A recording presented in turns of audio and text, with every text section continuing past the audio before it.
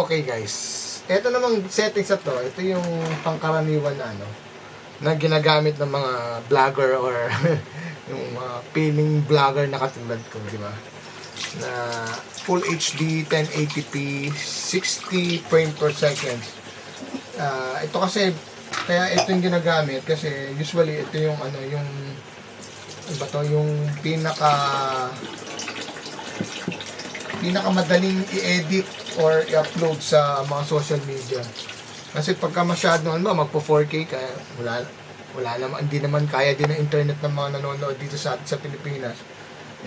Sayang din yung pagka 4K ng video. So ito yung pinaka basic or ito yung pinaka nasa mid-range ng settings ng isang camera. By the way guys, ang gamit ko nga pala is Canon PowerShot V10. Diba? Shoutout doon sa hipag ko na nagbigay nito. Na hanggang ngayon, hindi ko pa alam paano, bakit niya ako binigyan. Ito, video to, medyo mahaba na to kasi ito na naman ang ating daily routine kasi may pasok pa rin ang asawa ko. At ito, kakatapos lang dahil namin ni Miguel mag-breakfast kaya ito, siyempre, pagkatapos mag-breakfast, mag-uugas ka. Tingnan ko lang ito. Nag-shutdown kasi ito cellphone ko. Baka mamaya, ayan. Ito kasi dito nakikita ko kung ano yung ginagawa ko. Kaya tumingin ako dyan sa backup camera. Kasi dun sa, meron naman siyang screen. Kaya lang, kapag i-flip ko, masyadong malayo, tsaka maliit yung screen, hindi ko naman din nakikita kasi malabo na nga rin mata ko. So, mas okay dito. Tinitingnan ko na lang yung sa cellphone kung tama pa yung framing ko. Tulad yan, masyadong malayo pa ako or nalalapitan. Pwede ko nalalapitan ako, pwede ko adjust, diba? Ayan. Tulad yan, parang nakikita niyo yung ginagawa ko. Ayan. Nag-uugas ako.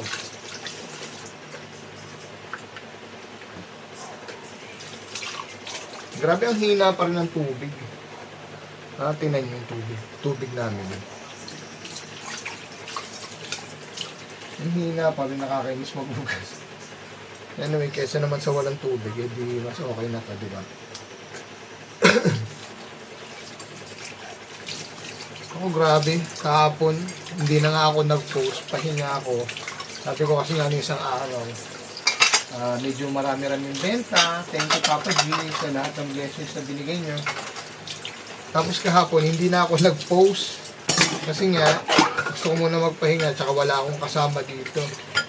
Biruin nyo, nakamagkaan rin ako. Nakailang order din ako ng pansit nun. Tataka ko ngayon, bakit ang daming nagkakagusto sa bihon?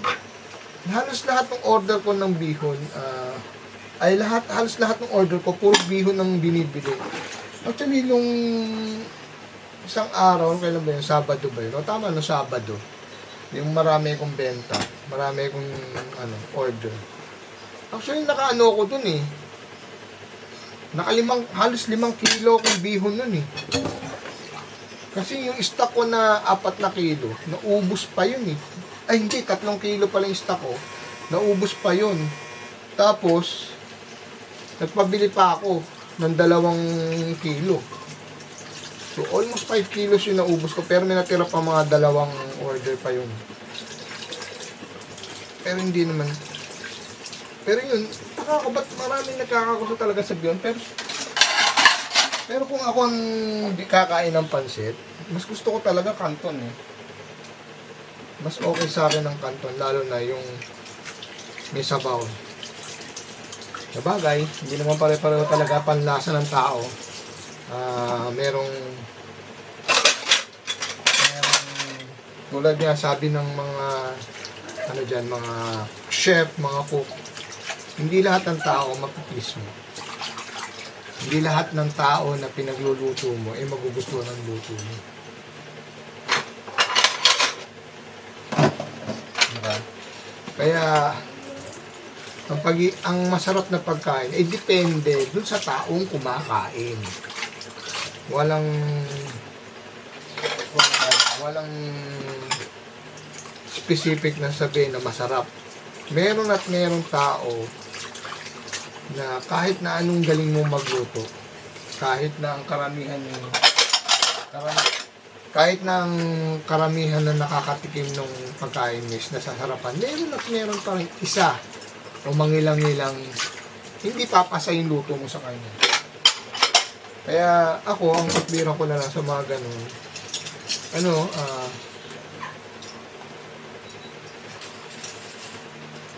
kung meron mang komentong mga ganun, tanggapin mo lang at baguhin mo. Kung sakaling tama naman sila o may napansin silang mali, tanggapin mo lang. Kasi merong ibang seller dyan na hindi ko sinisiraan. Meron akong experience dyan na kainan dito sa Santolan. Kumain ako. Tapos, marami nakakalam ito mga kaibigan ko. Umorder ako ng Smurfs, yung parang si Starbucks. Nung ko naman yung Smurfs yung tawag dito. Yung marshmallow na parang binig. So, siyempre, pagka binig mo yung marshmallow, matutunaw. Hindi ko naubos. Pero nakalagay sa plato, maayos naman yung serving, maayos naman din yung presentation, walang problema. Kaya sabi ko, i-take out ko na lang. Ang problema, kung naaalala, matagal na to. Naalala ko, kung tinake out ko yung Smurfs, ini-expect ko, dun ilalagay sa sa microwave bubble. Kasi tinanong ko rin sila nun kung saan nila ilalagay, if ever na i-take out ko. Sabi naman daw nila, search the microwave bubble. So, yun na nga. Sabi ko, sige, take out ko to. Kasi nga, gusto kong kainin pag nasa bahay na ako. Eh, nakalagay sa microwave mo, binalo sa brown paper, uwi ako. Tapos nilagay ko sa rep. Nung isang meal ko, tapos magbe-breakfast na ako, binuksan ko. Alam mo, nilagay nga sa microwavable. Pero nakalagay naman sa foil. So, syempre, nilagay mo sa rep, ganito, ganyan, nakakainin mo, lahat ng marshmallow nakadikit do sa foil. Hindi naman big deal sa akin. Sabi ko, okay lang, wala namang problema yung takong ganun. Pero, doon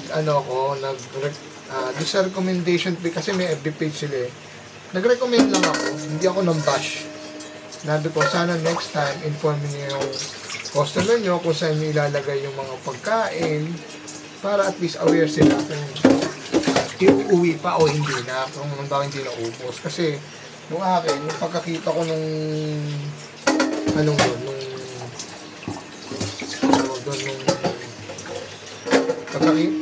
pagkakita ko nung pagkain na yun, yung Smurfs na yun, talagang hindi mo na makakain kasi nga halos lahat dumikit na sa foil, wala na rin natira.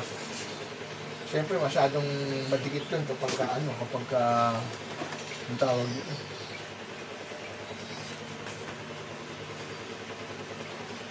masyadong madikit yun kapag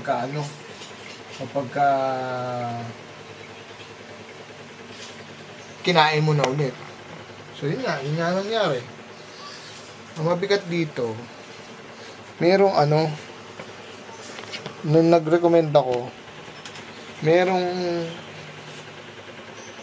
yung sa may-ari mismo, okay lang. Ang mabigat kasi dito, yung relatives nung restaurant na yun, binessage ako na parang daw ang problema ko, something like that. Bakit daw ganun daw ang comment ko, kesyo daw ganito natural daw.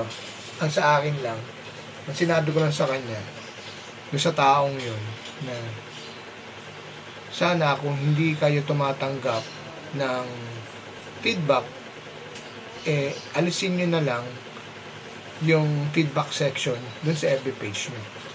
Pwede nyo may inclusion kung ayaw nyo ng mga feedback.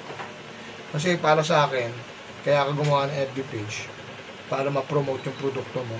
At the same time, malaman mo ang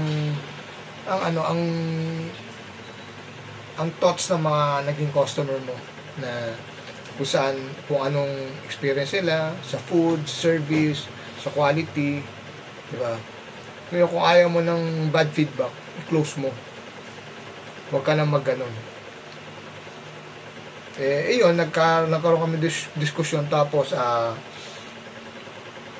nakarating doon sa mismo may-ari, na yung palang nakasagutan ko, nagpakilalang tatay.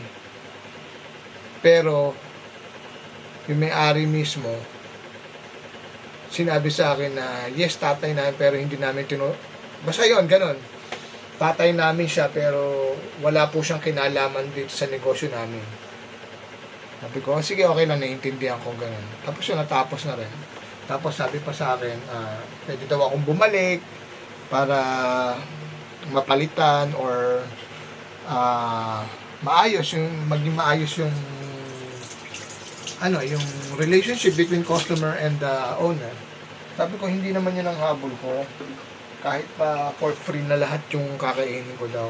Kahit ko daw orderin, kung ano man daw ang orderin ko, okay lang. Sabi ko, hindi ko kailangan. I mean, wala sa akin yun. Ang sa akin lang, para sa improvement lang ng restaurant nyo, ng kainan nyo, makakatulong yun. Kaya alam, minasama nga nung isang relatives nyo na doon sa ko. Anyway, matagal na yun, nakwento ko lang, di ba? So, medyo mahaba na itong vlog na to, or itong kwentuhan natin to. So, mamaya ulit, testingin natin. Hanggang ngayon, tutuwa ako, buhay pa rin yung camera ko. Pero nawala na dito yung connection sa cellphone ko. So, paano? Hanggang sa muli! Paalam! Babush!